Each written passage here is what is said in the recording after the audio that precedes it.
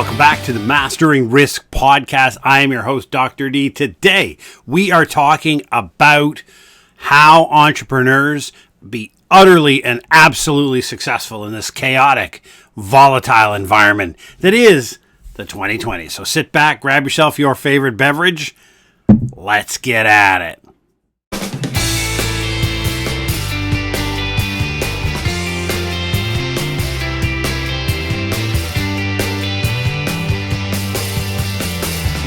All right, thank you very much, and welcome back. Listen, same old studio. The renovations are, shall we say, not complete in the new one. So here we are, right back where we were before. But we're going to talk about being successful as an entrepreneur in today's crazy, busy environment and chaotic environment.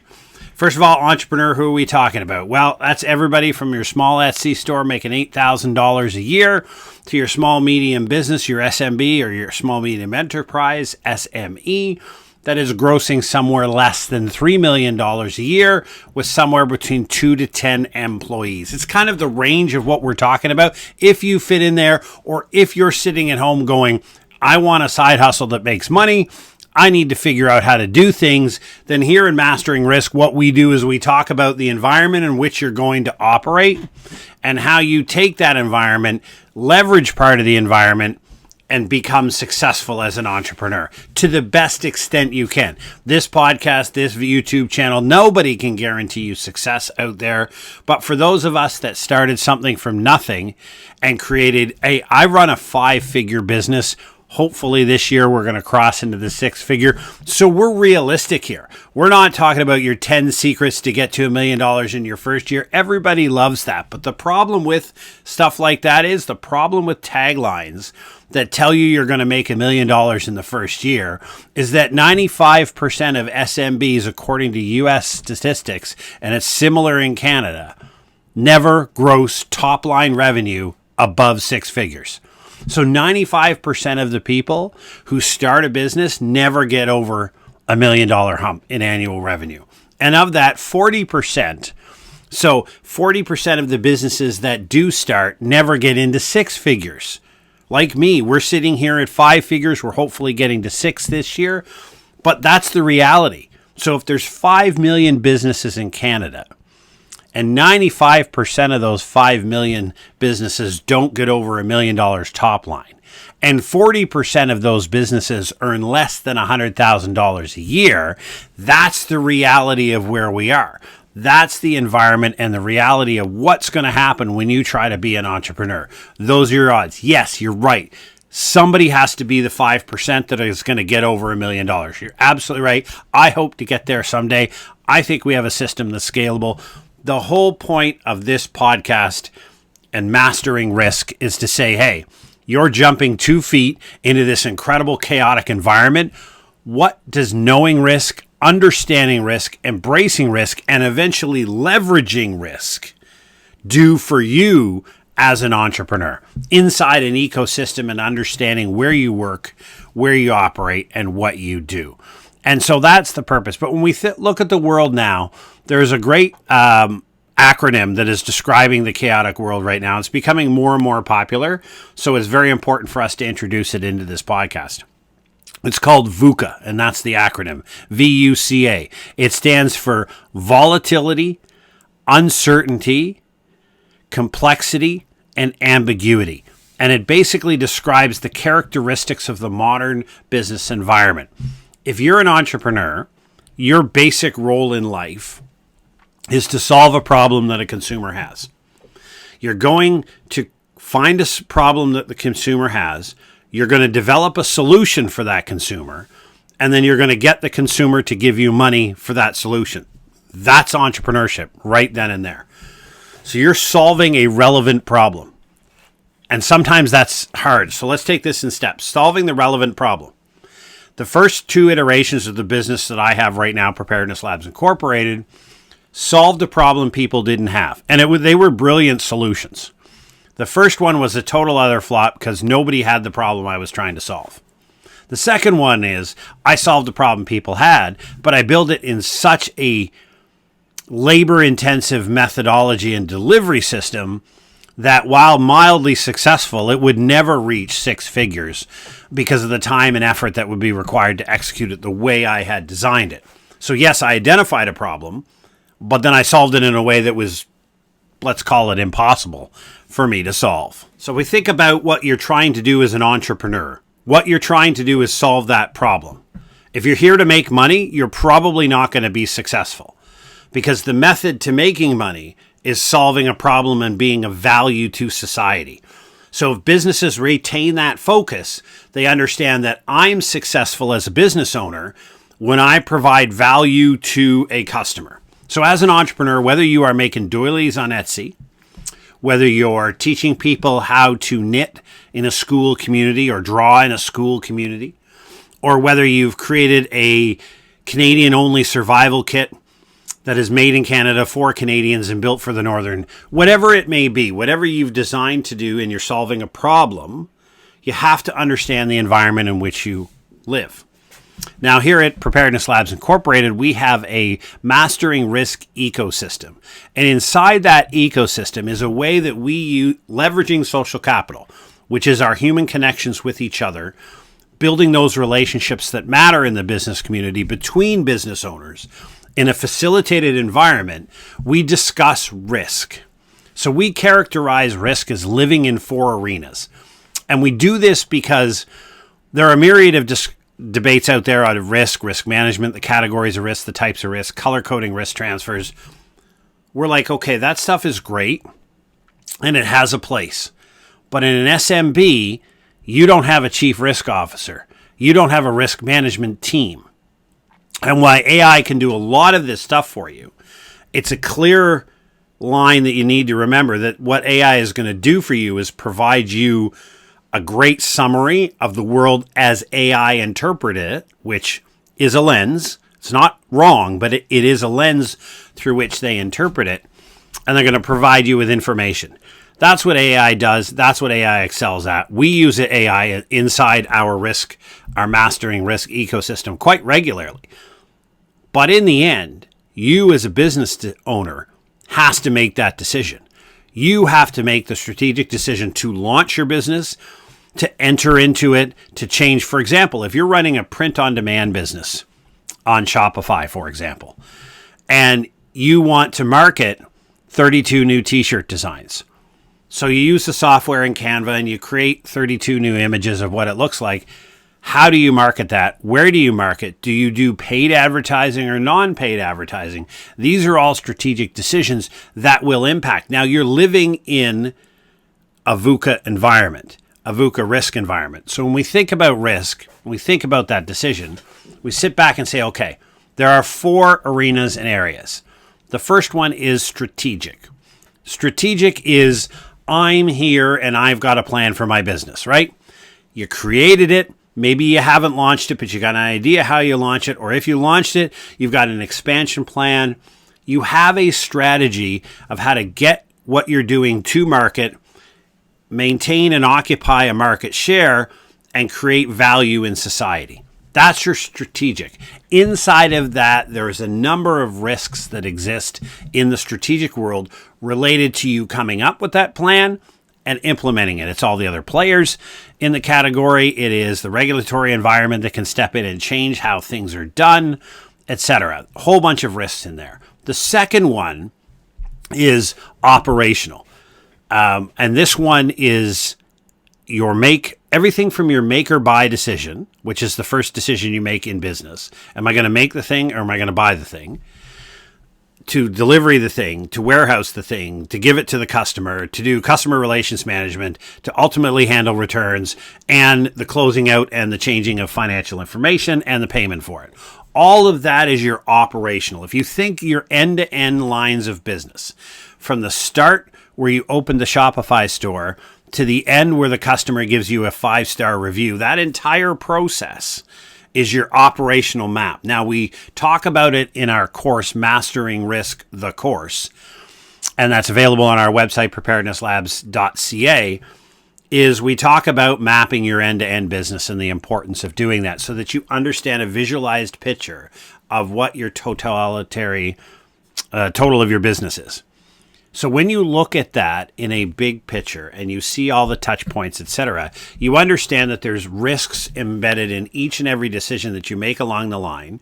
And some decisions can add risk, some decisions can mitigate risk, but you can't eliminate risk. And that's a conversation that you need to have, is that you'll never exist in a world where risk doesn't exist, where there is nominal to no risk. That doesn't exist. And so you, at some degree, you're always going to be accepting a certain level of risk throughout it. So in your operational decisions, they're there. The next one is the cyber domain. Everything is cyber now.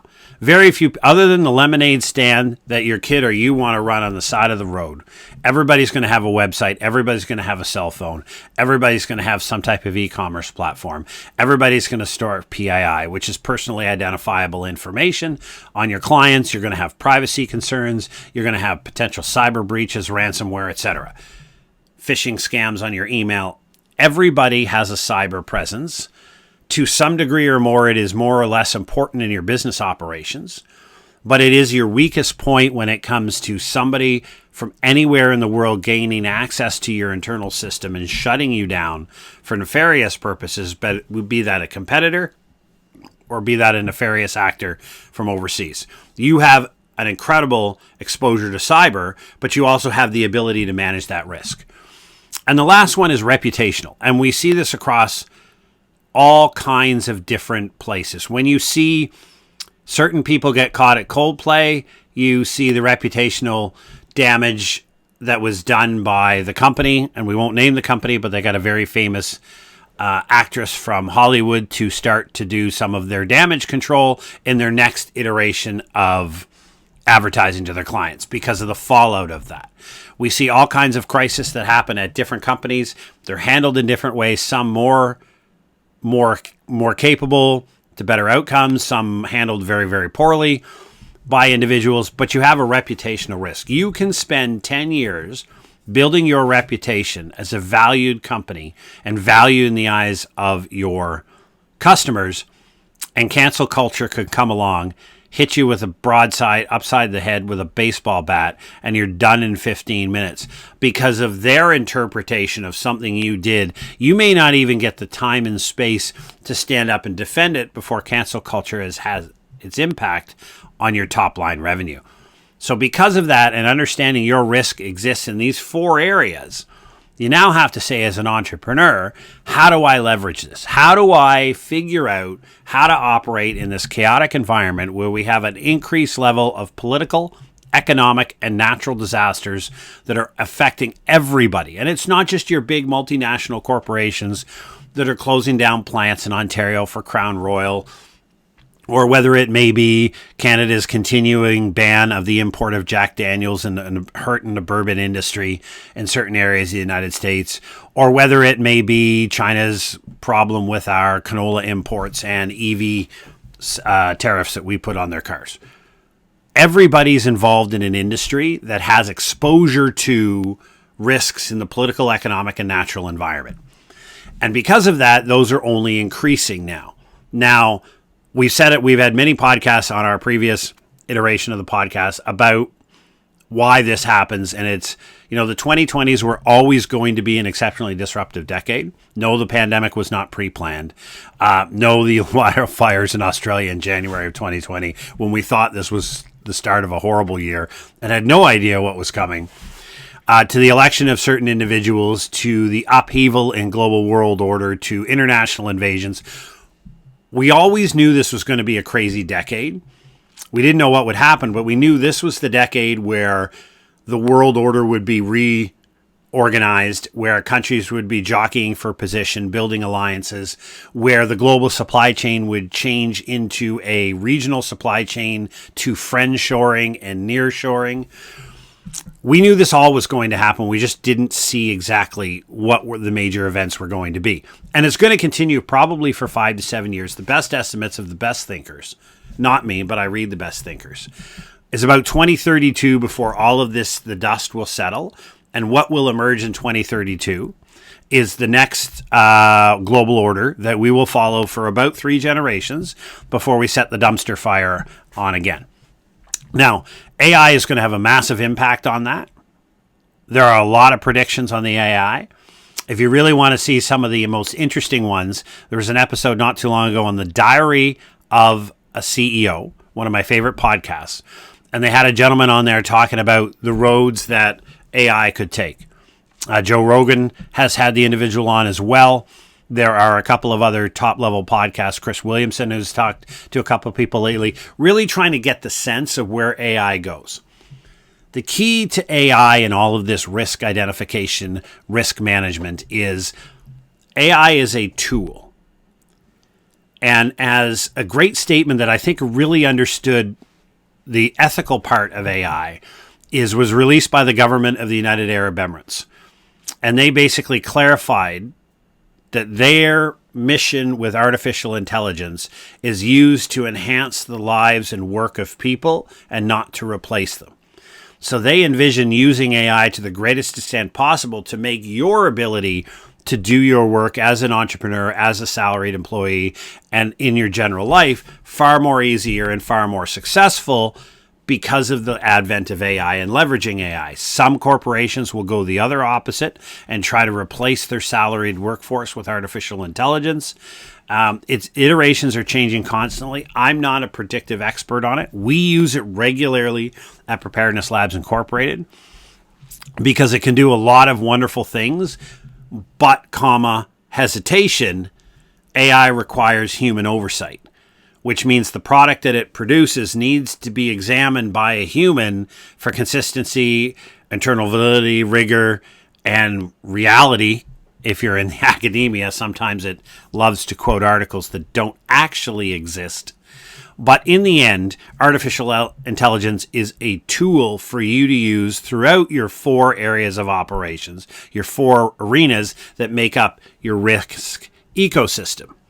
So as a small, medium business owner, what you need to be doing right now is understanding the environment in which because it's your knowledge, skills, and talent that will make you successful inside of that environment, right?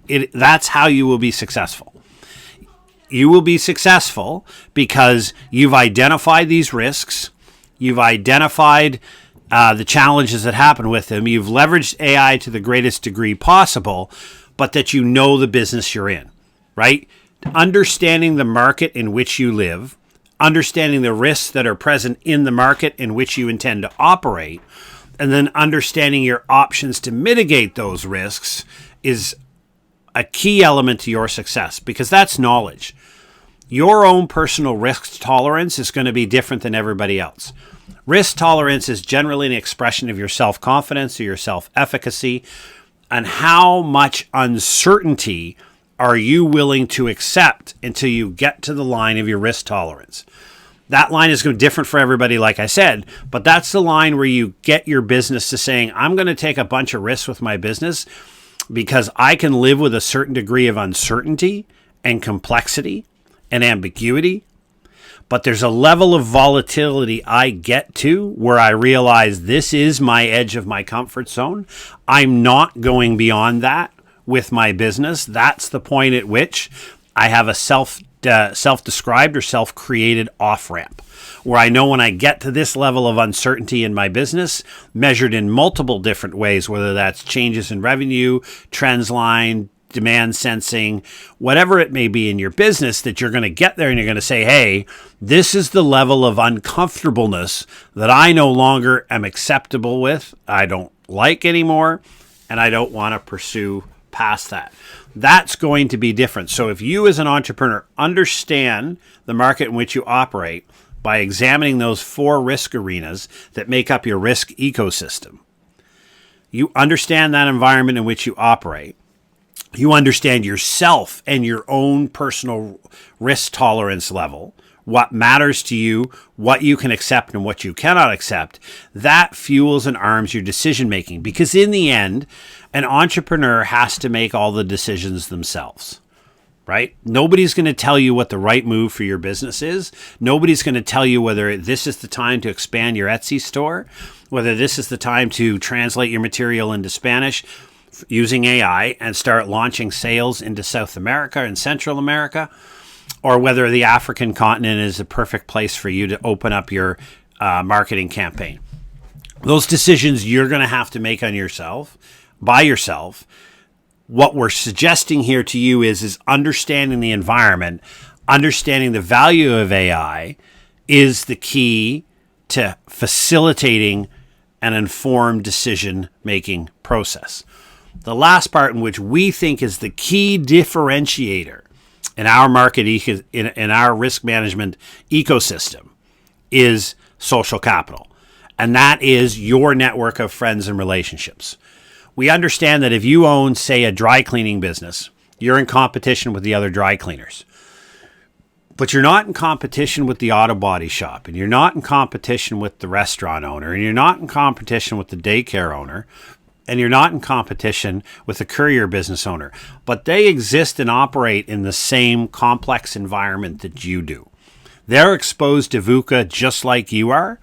And when you join a community, and when you join a group of other small business owners to sit back, learn about AI, learn about risk, learn how to mitigate risk, learn how to bring your company forward in these times of uncertainty, and you do that in a group of other entrepreneurs using social capital, building those relationships and asking the question, you're setting yourself up for success, because the question you have, the problem you face right now, ask yourself, if I had a bunch of significant questions about a problem set that I'm having with my small, medium business, where do I go for that answer?